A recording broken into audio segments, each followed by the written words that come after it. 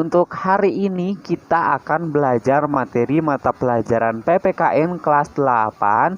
Adapun subbab materinya tentang bagian B, yaitu memaknai semangat kejuangan pemuda dalam perjuangan kemerdekaan Republik Indonesia. Dari kejuangan dan makna dari perjuangan. Adapun yang dimaksud dengan makna dari kata kejuangan adalah semangat pengabdian yang ikhlas, ya, diwujudkan dalam perilaku hidup yang pantang menyerah, tahan menderita, dan senantiasa mengutamakan kepentingan negara dan bangsa. Jadi dapat kita garis bawahi bahwasanya kejuangan ini merupakan semangat pengabdian yang ikhlas, yang tulus gitu ya, tanpa pamrih, dengan diwujudkannya itu dengan apa? Dengan perilaku pantang menyerah, terus juga tahan menderita dan senantiasa mengutamakan kepentingan negara dan bangsa. Oke, dapat kita sebut makna dari kejuangan ini disebut juga dengan makna dari nasionalisme. Jadi kejuangan itu sama dengan nasionalisme. Sedangkan jiwa kejuangan, jiwa kejuangan itu disebut juga dengan patriotisme.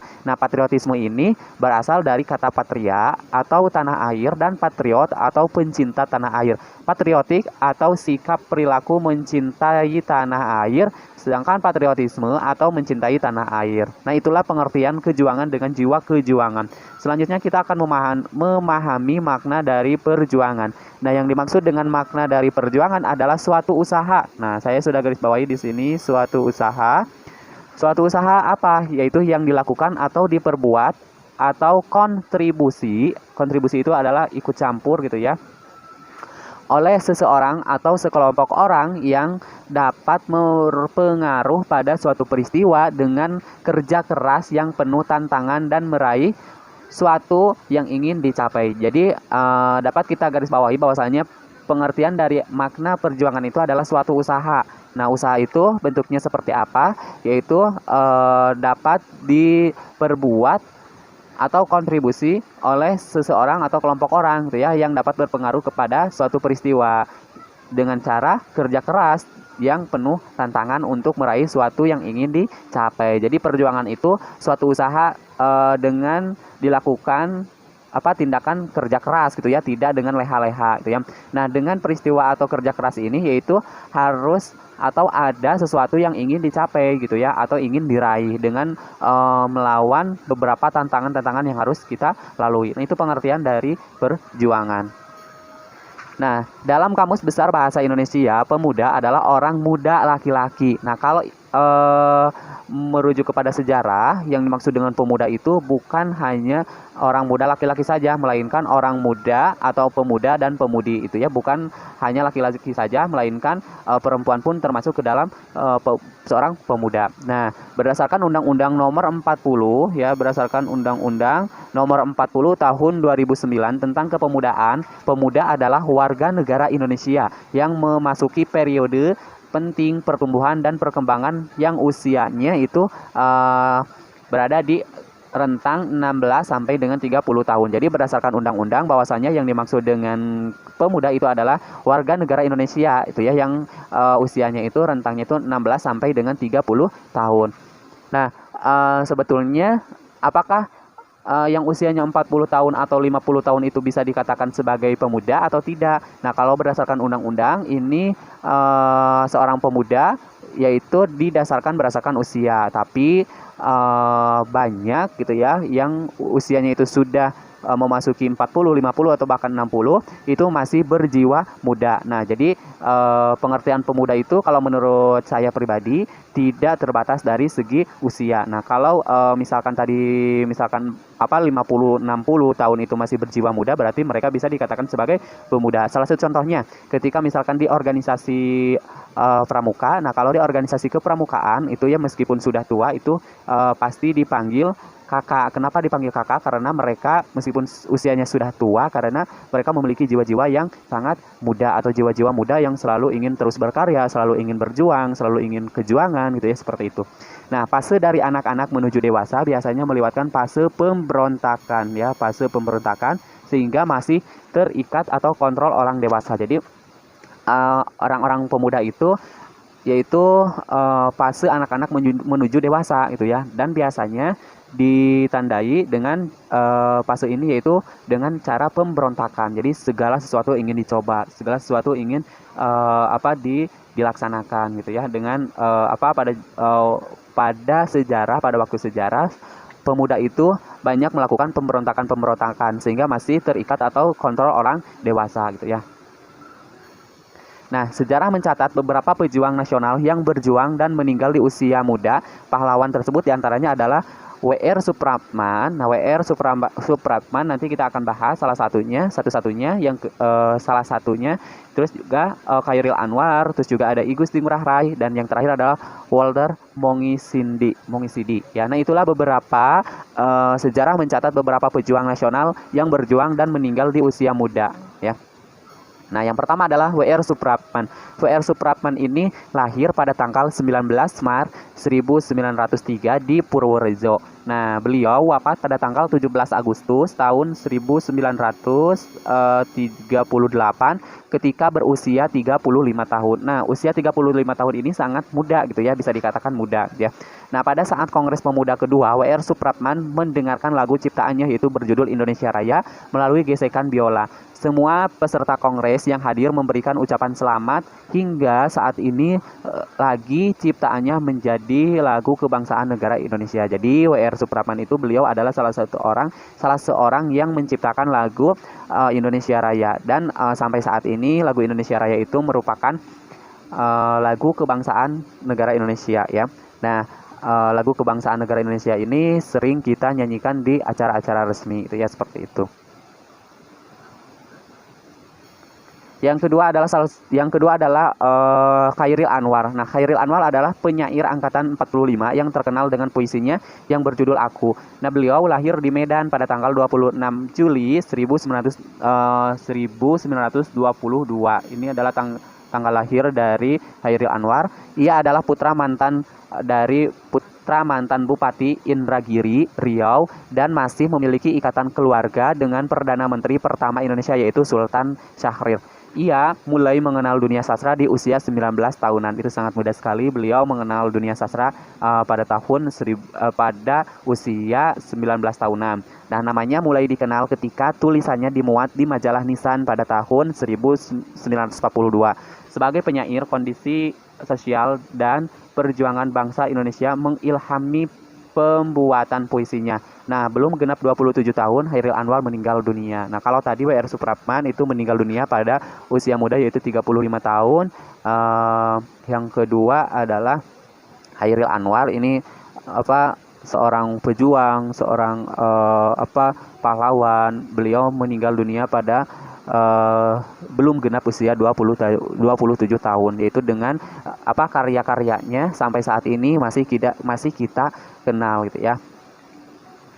Karya-karyanya sangat bagus sekali tentang sastra. Yang selanjutnya adalah Walter Monginsidi. Nah, Walter Monginsidi merupakan pahlawan nasional Indonesia yang ikut memperjuangkan kemerdekaan Indonesia. Beliau lahir di Manado pada tanggal 14 Februari 1925, wafat di usia 24 tahun pada tanggal 5 September 1949. Semangat perjuangan Walter Monginsidi muncul karena melihat penjajahan di bumi pertiwi yang tidak berkesudahan dan makin menjadi-jadi. Jadi beliau wafat di usia 24 tahun, sedangkan tadi Khairil Anwar beliau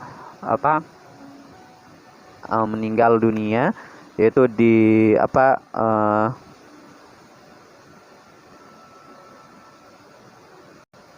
ia mengenal dunia sastra itu pada usia 19 tahunan ya.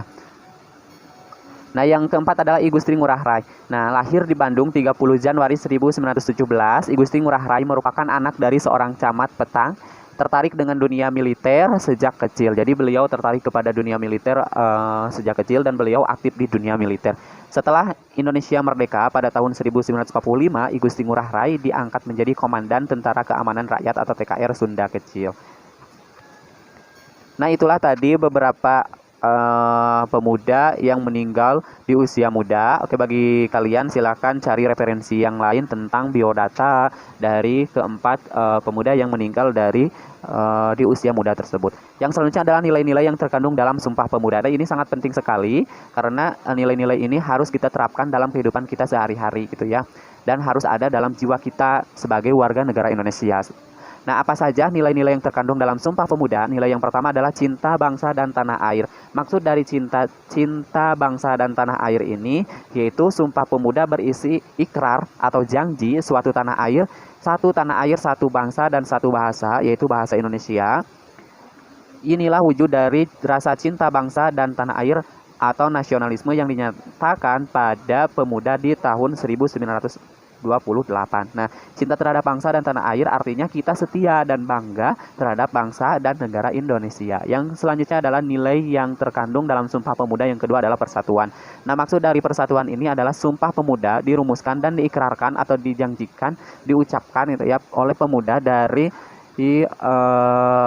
daerah, suku, agama, dan golongan yang berbeda. Perbedaan tidak menjadi penghalang bagi para pemuda untuk bersatu dalam satu wadah, yakni satu bangsa Indonesia. Jadi dengan adanya perbedaan daerah, suku, agama, ras, golongan gitu ya, ini tidak menyulutkan atau tidak memadamkan semangat mereka untuk tetap bersatu gitu ya, yakni satu bangsa Indonesia.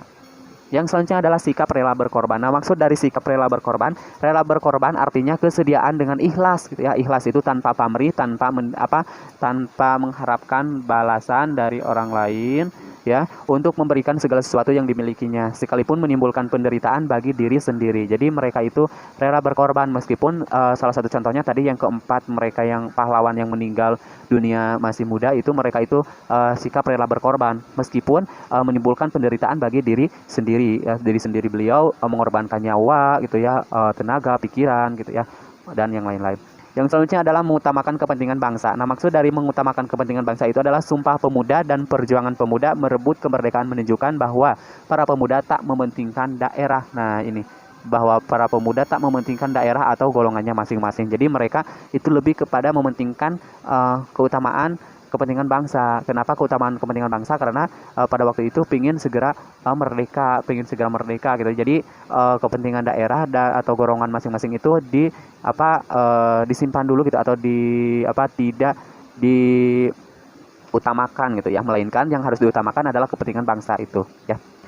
Yang selanjutnya adalah dapat menerima dan menghargai perbedaan. Nah, maksud dapat menerima dan menghargai perbedaan latar belakang daerah, suku, dan agama dalam Kongres Pemuda tidak menyurutkan tekad pemuda untuk bersatu. Jadi dengan adanya perbedaan ini jangan dijadikan sebagai permasalahan, dan jangan dijadikan sebagai musuh gitu ya. Jangan dijadikan sebagai siapa yang unggul, siapa yang tidak unggul itu, tapi harus dijadikan sebagai sebuah penerimaan dan harus menghargai perbedaan yang ada ini ya. Yang selanjutnya adalah semangat persaudaraan. Maksud dari semangat persaudaraan yaitu dilandasi oleh semangat kekeluargaan. Nah, semangat kekeluargaan didasarkan saling menyayangi dan bertanggung jawab dalam mempertahankan nilai-nilai keluarga. Jadi nilai-nilai keluarga itu adalah salah satunya adalah saling menyayangi dan bertanggung jawab dalam mempertahankan nilai-nilai keluarga. Yang terakhir adalah meningkatkan semangat gotong royong atau kerjasama. Nah, yang dimaksud dengan gotong royong yaitu berarti bekerja bersama-sama untuk mencapai suatu hasil yang didambakan ya, misalkan gotong royong merupakan suatu usaha atau pekerjaan yang dilakukan tanpa pamrih dan secara sukarela oleh semua warga menurut batas kemampuannya masing-masing. Nah, gotong royong juga memiliki nilai kerjasama. Para pemuda telah bergotong royong secara sukarela menurut kemampuannya masing-masing. Kemerdekaan bangsa Indonesia merupakan bukti nyata dari dari gotong royong dan kerja sama yang dilakukan bangsa Indonesia.